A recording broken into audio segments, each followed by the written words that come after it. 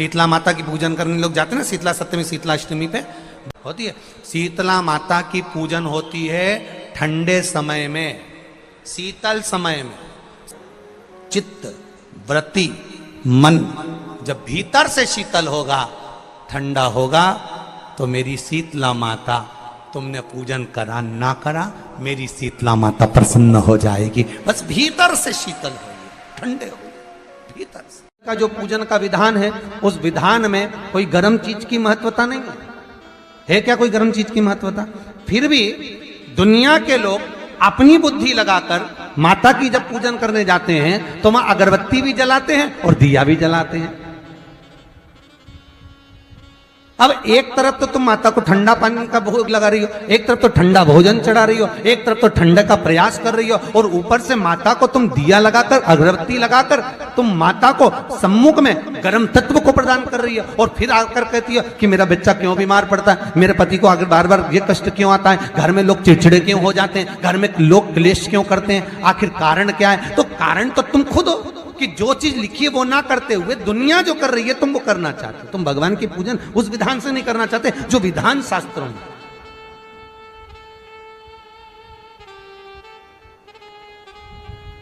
जो शास्त्रार्थ विधान कहता है। महाराज, शीतला माता की पूजन में कहीं ऐसा लिखा है कि तुम दिया लगाना, अगरबत्ती लगाना? शीतला माता की पूजन में लिखा है 1 लोटा पानी लेना, उस जल में पुष्प आदि लेकर माता को ठंडा भोजन का सुंदर भाव से माता का स्नान कराकर पूजन करना, अर्चना करना, कुंकू चावल रोली मोली जो चढ़ा सकते हो, चुनरी वस्त्र आदि जो चढ़ाना हो चढ़ाओ। पर यह नहीं लिखा कि तुम दिया भी लगाना कि अगरबत्ती भी लगाना, क्योंकि गर्म तत्व वहां चाहिए माता। वो शीतल है, शीतला। और अगर तुम दिया लगा भी रहे हो, मान लो दिया अगर तुम लगा भी रहे हो तो उसके सम्मुख ना लगे, उससे दूर, बहुत दूर। नीम के वृक्ष को स्वयं देवी का प्रतिबिंब माना जाता है। नीम के वृक्ष को स्वयं माता का प्रागट्य उत्सव माना जाता है। नीम के वृक्ष को स्वयं देवी का भाव वर्णित किया जाता है। और बहुत सुंदर बात है महाराज जी, जिसके शरीर में माता निकल गई हो, दाने दाने पड़ गए हो पूरे शरीर में, बुखार भी बहुत तेज आ रहा हो और पूरे शरीर में माता जी निकल गई हो, 1 लोटा पानी जिसके शरीर में माता जी निकली है उसके पास में रख दो, और वो पानी उठाकर नीम के पेड़ में उस व्यक्ति के ऊपर से 7 बार उतार के नीम के पेड़ में डाल दो। 3 दिन के अंदर उसकी माता जो शरीर में निकली हुई है, दाने दाने पड़े हुए हैं, जो बुखार बहुत तेज आ रहा है, उसमें धीरे धीरे आराम मिलना प्रारंभ हो जाता है। यहां तक शास्त्र कहता है कि किसी व्यक्ति को अचानक बहुत तेज बीमार आ गया, बहुत तेज बुखार आ गया, या एकदम, हम तो यहां तक कहेंगे कि ये वायरस चल रहा है, महामारी चल रही है, और कंठ में भी आपको अगर जलन पड़ रही है, कंठ रुक रहा है, बुखार बहुत तेज आ रहा है, शरीर में ताप है, डॉक्टर को दिखाओ मना नहीं है, सब कुछ करो मना नहीं है, पर 1 लोटा पानी अपने ऊपर से उतार कर 21 बार नीम के पेड़ में ले जाकर नाम गोत्र बोलकर डाल दीजिए, और नीम के पेड़ के नीचे की मिट्टी को अपने कंठ पर लगा लीजिए। 20 से 25 मिनट बाद आपको आराम लगना प्रारंभ हो जाएगा। ये उमा देवी है। जगह की मिट्टी काया के रोग को ठीक कर देती है महाराज। अगर किसी व्यक्ति को चर्म रोग हो गया, कुष्ठ रोग हो गया, चमड़ी सफेद पड़ गई, रोग समाप्त नहीं हो रहा, बढ़ते जा रहा है, औषधियां आपने बहुत कर ली, तो 3 जगह की मिट्टी आपको फल प्रदान करेगी। पहला, सूर्य कुंड की मिट्टी। स्कंद पुराण सूर्य कुंड कहां पर है? तो कहा दतिया और झांसी के बीच में सूर्य कुंड निवास करता है। उस सूर्य कुंड की मिट्टी को लाकर जिस व्यक्ति को कुष्ठ रोग हो गया हो, शरीर की चमड़ी सफेद पड़ गई हो, स्कंद पुराण कहती है सूर्य कुंड की मृदा लगा लेने से 5 से 7 दिन में रोग समाप्त होने लगता है महाराज। पर सूर्य को सर्वाधिक प्रियता क्या?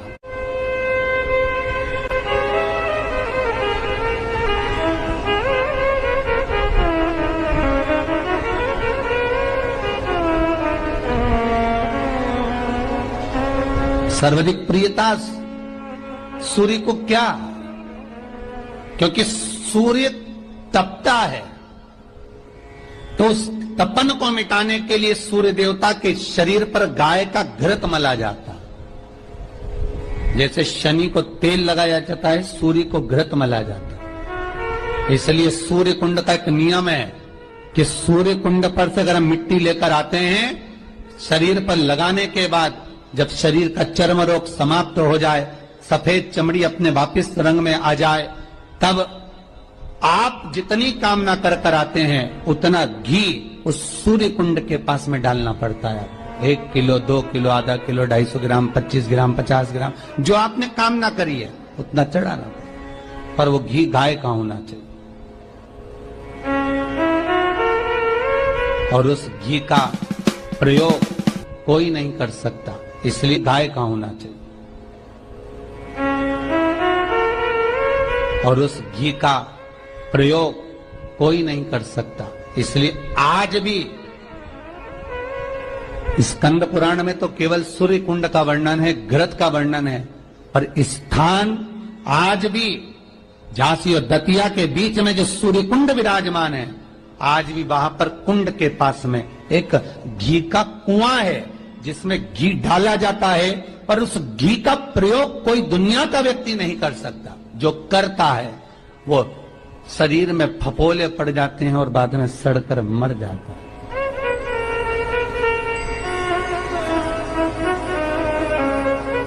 घृत है, पर गंध नहीं, घृत है। 3 जगह की मृदा जीव को सुख का अनुभव कराती है। पहला सूर्य कुंड महाराज, दूसरा वर्णन करा है जिस स्थान पर गौ माता को बांधा गया हो और गाय अपने बछड़े को, बछिया को जन्म देती हो, उस स्थान पर उसकी मिट्टी, उसकी मृदा, उस जगह की रज, जब मकान का मुहूर्त होता है, दुकान खोली जाती है, दुकान बनाई जाती है, दुकान में कोई अग्नि का प्रवेश हो, उससे पहले जहां पर गाय ने अपने बछड़े को जन्म दिया हो, बच्चे को जन्म दिया हो, उस स्थान की मिट्टी उस भूमि पर लेपन कर दी जाए तो जिंदगी में कभी संपदा की कमी नहीं हो सकती महाराज। ये दूसरी मृदा। एक शीतल आरती होती है,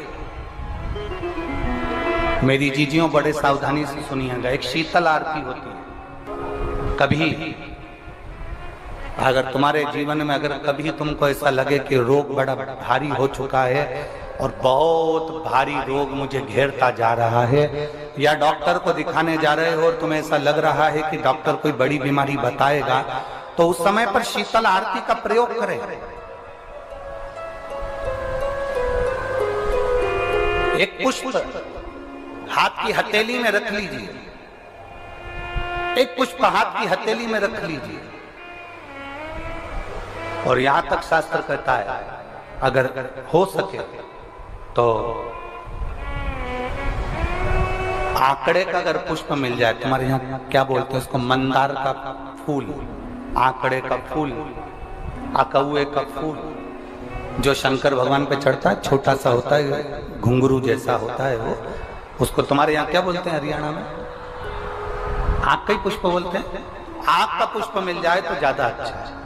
अब उसमें चाहे सफेद हो, चाहे नीला हो, चाहे गुलाबी हो, जैसा भी हो, हाथ में रखने के बाद हाथ में 1 लोटा जल, भगवान शंकर के शिवालय में जब आप प्रवेश करें और प्रवेश करते समय भगवान के सम्मुख में जब भगवान शंकर के साक्षी में जब पहुंचे, आपके सामने पूजन में कोई भी सामग्री नहीं है, आपके पास में न दिया है, ना बाती है, ना गर्भवती है, ना चंदन है, ना कपूर है, ना कोई सामग्री है, केवल एक आंख का पुष्प और 1 लोटा जल आपके पास में है। शिवालय में पहुंचकर शीतल आरती का प्रयोग करो। 11 बार भगवान शंकर के 11 रुद्रों का स्मरण कर जब 11 बार शंकर के शिवलिंग के ऊपर से नीचे तक वो कलश को जब घुमाया जाता है और घुमाने के बाद वो आग का जो पुष्प है वो अशोक सुंदरी वाली जगह पर समर्पित कर कर भगवान शंकर को जो जल चढ़ाया जाता है, जो जल समर्पित किया जाता है, डॉक्टर भले तुमसे कह रहा हो कि तुम्हें बड़ी बीमारी के चांस हैं, आप जाकर एक बार चेक कराना, तुम्हें वो बड़ी बीमारी निकलेगी ही नहीं, उस रोग से तुम मुक्त हो। इसको शीतल आरती का प्रयोग किया गया। ये शीतल आरती, इसको शीतल आरती कहा। शिव की प्राप्ति का, एक रोग से मुक्त होने का। अब आपसे कोई कहे कि ये शीतल आरती का प्रयोग सबसे पहले किसने करा, तो आपको ध्यान लगाना है इस प्रयोग को। सोमनाथ जी की कथा का स्मरण करिएगा, सोमेश्वर की कथा का स्मरण करिएगा। होती है शीतला माता की पूजन होती है ठंडे समय में, शीतल समय में। शीतला माता ने ये नहीं किया कि रोटी बना के उठो और थाली लेके लाइन में लग जाओ। तुम देखना शीतला माता की पूजन करने लोग जाते ना शीतला सप्तमी शीतला अष्टमी पे, बस 11 बजे तक तो रोटी बनाती रहेगी, सामान बनाती रहेगी। 1-1.5 घंटा में ठंडा हुआ, 12:30 बजे उठ के सीधे लाइन में लग जाएगी, जल्दी से पूजन करके सो जाऊंगी, काम खत्म। शीतला माता ने भी सोच लिया बस तूने मुझे बेवकूफ बनाया, अब रुक जा तू। 11 बजे तक भोजन बनाया, 10 बजे तक भोजन बनाया, 1 बजे रात को लाइन में लग गई पूजन करने के लिए। 1 बजे रात को, न जाने किसने पहला दी कि 1 बजे रात को लग जाओ लाइन में, सुबह तक पूजन करके अपने घर आ जाओ, फिर आराम से आके सो जाओ। अब इतनी जल्दी क्या है भगवान के पूजन की? माँ की पूजन करने जा रहे हो, माता से लाड़ लड़ाने जा रहे हो, अपनी माता से अपने दिल की बात कहने के लिए जा रहे हो, अपने स्नेह की बात कहने के लिए जा रहे हो, तो धीरे धीरे प्रेमवश आनंद से माता की आराधना शीतल समय में, ठंडे समय में। ठंडे समय का मतलब है भीतर से ठंडे होकर, अपने भीतर से ठंडे होकर। अब अपने भीतर तो ठंडा ही है ही नहीं ना, जल्दी जल्दी चलो। और आधी बहुत पतली खुशी है और चलो, और ये कितना बड़ा कपड़ा थाली पे ढाक ढुका के लाइन में खड़ी है शीतला माता। शीतला माता, या हाथ में लोटा या हाथ में थाली, और इतनी देर में पड़ोसन निकल के बाजू में से जा रही थी और लोटा थोड़ा सा ढुल गया। अब यहाँ शीतला माता की पूजन करनी आई और ये हो गई चंद्र घंटा। लोटा जरा सा ही पानी का झलका, देख के नहीं चल सकती। ठंडा भोजन हाथ में, लोटा ठंडा पानी का, और अंदर अग्नि। शीतला माता भी कह रही इसको अजान दो पहले, इसको क्या मतलब? भीतर से शीतल हुई है, भीतर से ठंडे हुई है। चित्त, वृत्ति, मन जब भीतर से शीतल होगा, ठंडा होगा, तो मेरी शीतला माता, तुमने पूजन करा ना करा, मेरी शीतला माता प्रसन्न हो जाएगी। बस भीतर से शीतल हुई, ठंडे हुई भीतर से।